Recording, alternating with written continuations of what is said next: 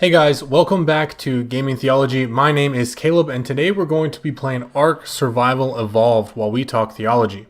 Ark is one of my favorite games of all time, and it's up there with Halo and Borderlands and some others that have a permanent spot in my memory bank. And unfortunately, I kind of say that with some regret. Ark is a game that by nature demands so much of your time. Ark is what's called a persistent multiplayer survival game. And that means that you are on the same map as 100 other people. You get yourself with some friends and you become a tribe to compete for resources by raiding other tribes' bases, killing their dinosaur tames, and just generally stealing their stuff. The issue is the persistent part, which means that when you go offline, the world continues to go on without you. Your body will just lay on the floor unconscious while your tribe and others continue to grow more powerful. So there's a high incentive to build a really strong base and to tame the best dinosaurs. The only problem is that in both cases, it takes a long time. Resource gathering is comparatively slow to other games, but it's the dinosaur taming which makes that pale in comparison to the amount of time it takes to do things. Now, they remedied this about a year into the game by applying a base 2 times increase over everything in the game. All of the rates from gathering to harvesting to dinosaur taming, everything, which made official servers a lot easier to play on, but even now it is still so unbearably slow. Let me give you an example. To tame a high-level Quetzal, which is one of the quintessential mid-game tames, to tame it with raw meat, which is the basic dinosaur food, it takes over 7 hours. To tame it with prime meat, which is extremely hard to get consistently, it still takes 2.5 hours. That's for one dinosaur that an enemy player can kill between 10 to 45 seconds depending on what they're using. And to get really the best of the best, to get those high-level stat mutations and color mutations that really bring your dinosaurs to the top tier level, you have to breed them, and breed them a lot.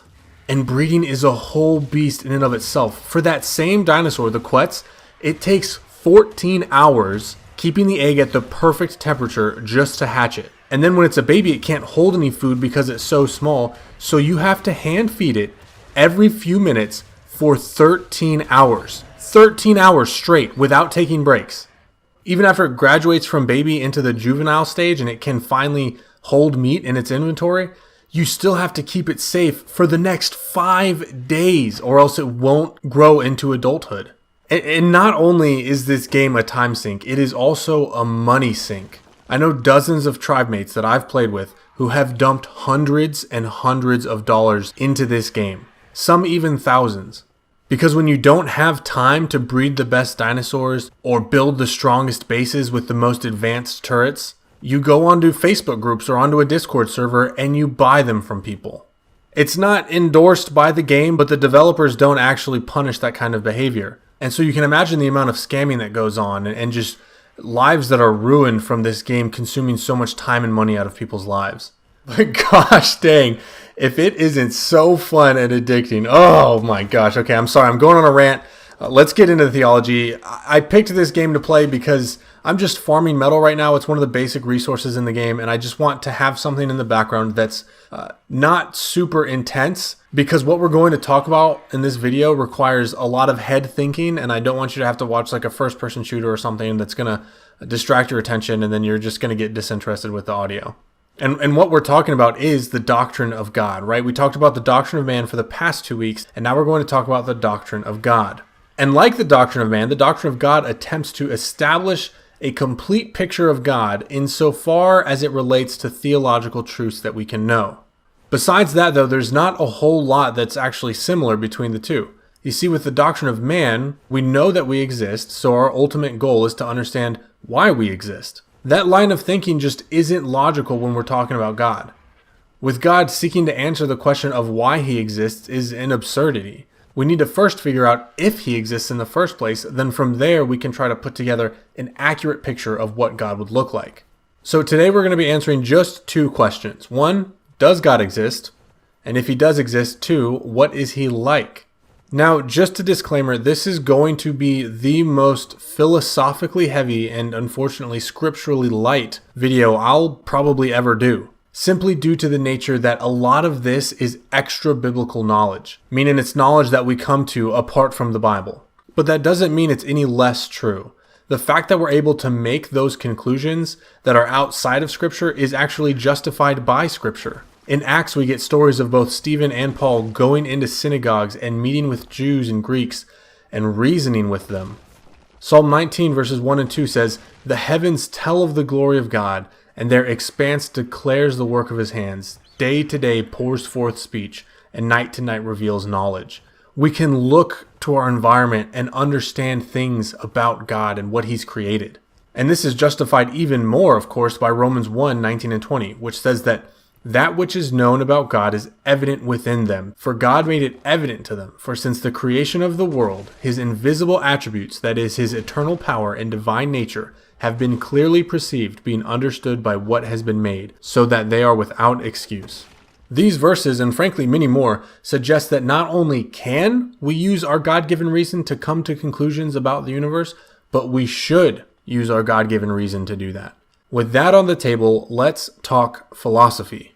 There are many ways that apologists, theologians, and philosophers have tried to prove the existence of God, but none are perfect, and honestly, most are just pretty bad.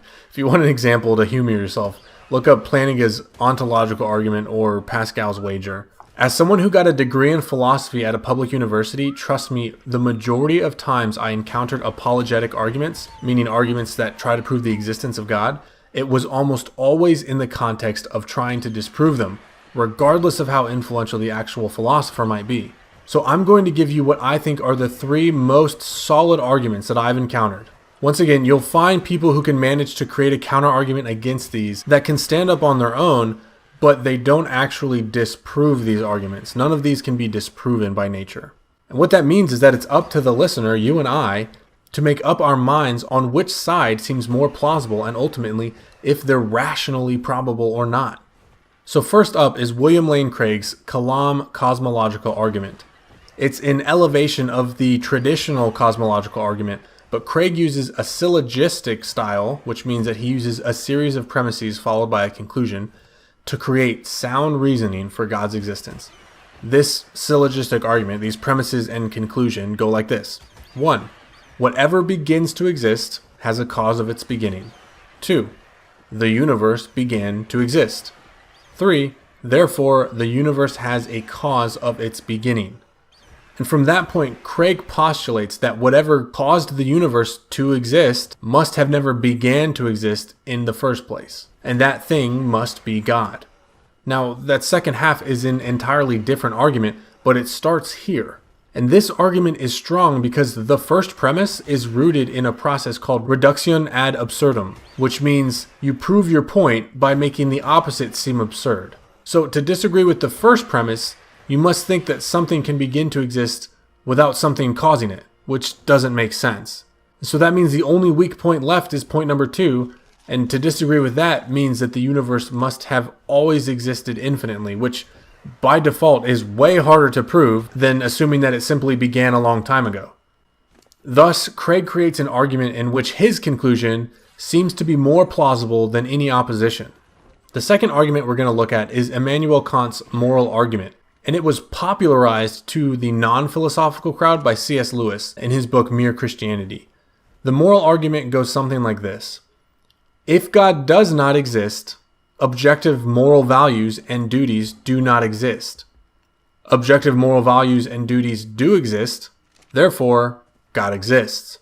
Now, a quick knock on this argument is that it's arguing from negations. And that's simply a practice that's not really good argumentation. If I say, well, if I don't eat, neither will you, that doesn't actually mean that if I eat, you will. It simply means that if I don't eat, then you won't eat. By nature, you can't make a positive claim using negative arguments. So the argument doesn't quite hold up on its own, but I think it's because it wasn't made to put into a syllogistic form like that. It acts more like a thought experiment meant to open the mind toward the possibility of God's existence. If you claim that a thing is objectively good or bad, you're making a statement of comparison. Good or bad according to what? Is something good as long as it benefits you and doesn't harm anyone else? Well, then cheating would be a very good thing, yet we know it's wrong intuitively. There has to be some standard in place that causes us to understand the difference between right and wrong, good and bad. Without this standard, who's to say that the full gambit of the most evil, vile things you can think of aren't just morally neutral? If there is no God to judge actions, then there is no right and there is no wrong. But since we know that there is right and wrong, there must be a God. Or at least that's what this argument tries to claim. And lastly, the third argument is the cosmic teleological argument. The more common name for this is the fine-tuning argument, but there's an important distinction that needs to be made here. The original teleological or fine-tuning argument can be traced all the way back to Plato and Aristotle. It was popularized in Thomas Aquinas' 5 Ways, and even Isaac Newton had referenced this argument as a proof of God's existence in his own life. But that's not this argument. It's not the cosmic teleological argument. See, the original one concluded that since the earth was seemingly so fit for life that God must have created it. But modern science has proven that the kinds of qualities that we look to in order to prove this kind of argument can be found elsewhere in the universe. And in reality, is Earth really that perfectly fit for life? With all its natural disasters, global pandemics, and fragile environment? For these reasons, it's been more or less shelved in favor of the cosmic version of the argument. This one, which cannot really be attributed to one philosopher in particular since it evolved out of the original, argues that the way the universe is set up is simply too complex for chance to be the plausible explanation for its existence. In fact, in his book entitled Other Worlds, atheist physicist P.C.W. Davies had calculated that the odds against the initial conditions being suitable for just the formation of stars, let alone every other variable, is 1 in 1 times 10 to the 24th power. To put in perspective how massive this number is, it's greater than the sum of all the stars in the observable universe. Even Stephen Hawking, in his book entitled A Brief History of Time, said that, and I quote, "Some people will be very disappointed if there is not an ultimate theory that can be formulated as a finite number of principles. I used to belong to that camp, but I have changed my mind."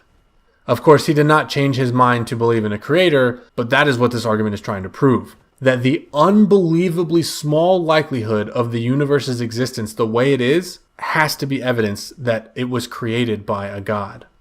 Okay, so I know that was some of the most headache-inducing academic commentary I've done on this channel, so let's move on to the next thing.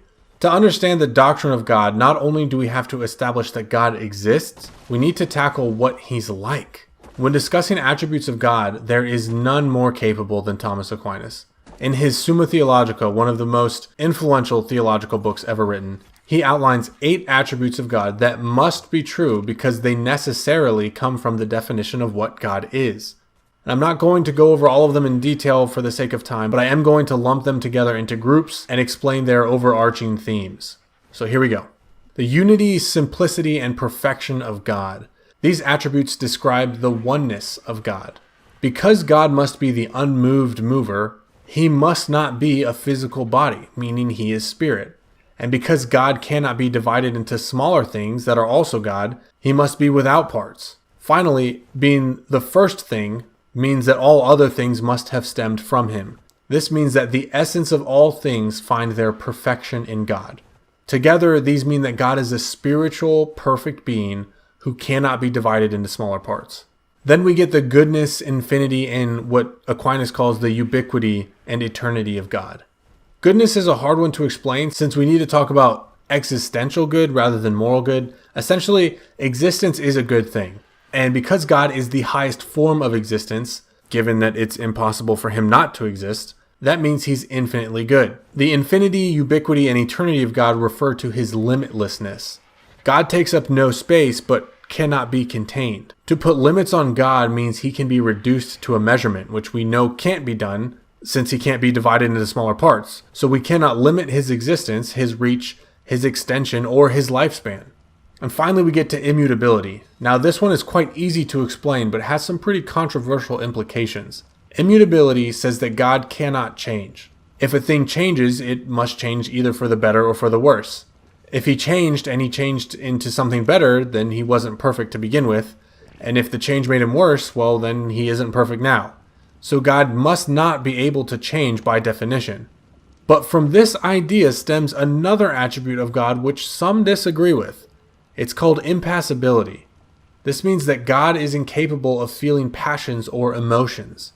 The idea is that if God can't change, then surely he doesn't have a mood that can swing based on the actions of his creation.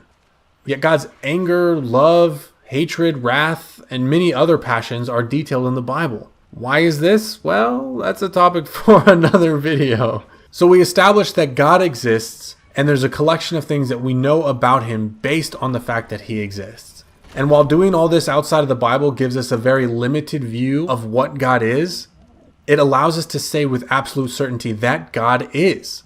And from there we can understand that God is the God of the Bible, and we can learn so much more about him from reading the Bible. And that's how we continue with the Doctrine of God in our next video. Thank you guys so much for watching. I know this one was super heady and probably felt like a class lecture, but understanding God's existence and what it means about him, if he does exist, is essential to understanding the complete doctrine of God. And frankly, it's important because it gives you a lot of evangelistic tools as well. So if you guys enjoyed, please like the video, leave a thoughtful comment below, and consider subscribing. Thank you guys so much. Have a great day, and God bless.